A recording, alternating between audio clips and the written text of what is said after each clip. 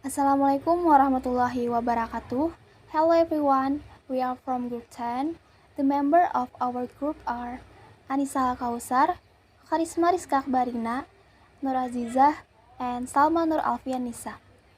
We want to presentation about evaluating and developing English textbook and selecting course books curriculum and material development. We have four materials to discuss in this presentation, which is first, evaluating textbook, second, developing English textbook, third, the characteristic of English textbooks, and the fourth, selecting course books. A. Evaluating English textbooks. Evaluating textbooks is a process of selecting what textbook to use by considering the need and value of teaching and learning. Evaluation, however, can only be done by considering something in relation to its purpose. A book may be ideal in one situation because it matches the needs of that situation perfectly. It has just the right amount of material for the program. It is easy to teach. It can be used with little preparation by inexperienced teachers, and it has an equal converse of grammar and the four skills.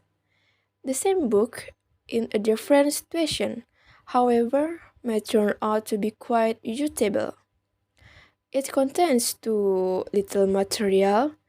It is not sufficiently challenging for teachers and students, and has elements in it such a grammar syllabus that are not needed in the program. At the same time, the publisher will try to satisfy teachers' expectations as to what a textbook at a certain level should contain. For example, even introductory ESL textbook does not include the present continuous in the first level of the book. Teachers might feel that it is defective and not wish to use it. B. Developing English textbooks. According to Hutchinson and Waters in 1987, the students need referring to target needs which are divided into two aspects. First is necessities. Necessities are the type of need determined by demand of the target situation. That is what the learner has to know in order to function effectively in the target situation. The second is lacks. It is necessary to know what the learners know already, so that we can decide which of the necessities the learner lacks. The third is wants. Students need to know what they want to be learned. From that situation, students will do some effort to achieve their willing. Dalam mengembangkan English textbooks, kita perlu mengetahui tiga hal. Yang pertama adalah necessities atau kebutuhan. Kita bisa mengartikan necessities sebagai jenis kebutuhan yang ditentukan oleh tuntutan target situasi, yaitu apa yang pembelajar harus tahu agar dapat berfungsi secara efektif sesuai sasaran. Yang kedua adalah lacks atau kekurangan. Analisis terhadap kekurangan pelajar ini dilakukan untuk mengetahui jenis kebutuhan yang dibutuhkan oleh pelajar. Yang ketiga adalah wants atau keinginan. Siswa harus mengetahui apa yang mereka inginkan saat belajar. Dari situasi tersebut, siswa dapat melakukan beberapa cara untuk mencapai tujuannya. Dari ketiga uraian di atas, kita bisa mengembangkan English textbook sesuai dengan sasaran pembelajaran, kekurangan dari siswa, dan keinginan dari siswa. C.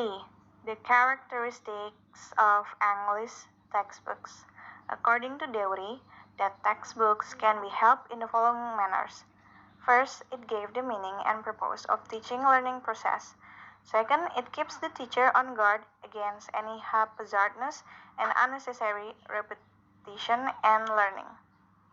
Third, it facilitates and stabilizes student learning. Fourth, it lays down examples of the manners to be learned. Fifth, it serves as memory deed for the pupils. 6. It reinforces what the students have learned orally. 7. It prepares ground for writing. 8. It helps for supplementing pupils language experience. Ninth, it serves as a guide to the teacher. English textbook should have the following characteristics like adequate subject matters, suitable vocabulary and structures, style, exercise, illustrations, and proportion and order. There are some technical characteristics which are given. First, the paper of the textbooks should be wide and editable enough.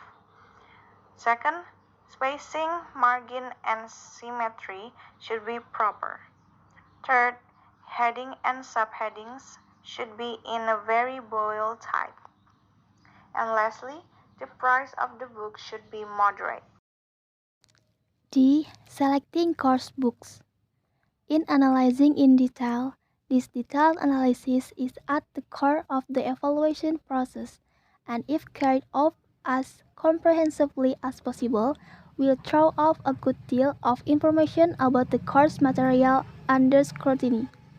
It is possible to analyze several similar courses within a relatively short period of time and to compare the results.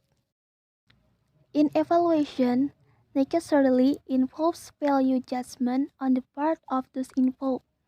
Such value judgment will inevitably be subjective to some extent and will reflect the views and priorities of those making them.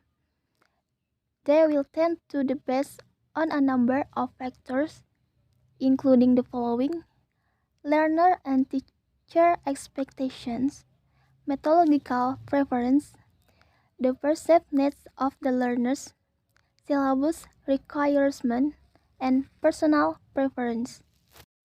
In selection, this is process and involves matching the features identified during the previous stage against the requirements of a particular learning or teaching situation, and establishing a set of general criteria beforehand to guide the process can be useful, as this will set out clearly and explicitly what some of the agreed value are.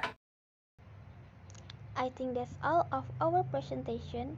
Thank you for watching. Wassalamualaikum warahmatullahi wabarakatuh.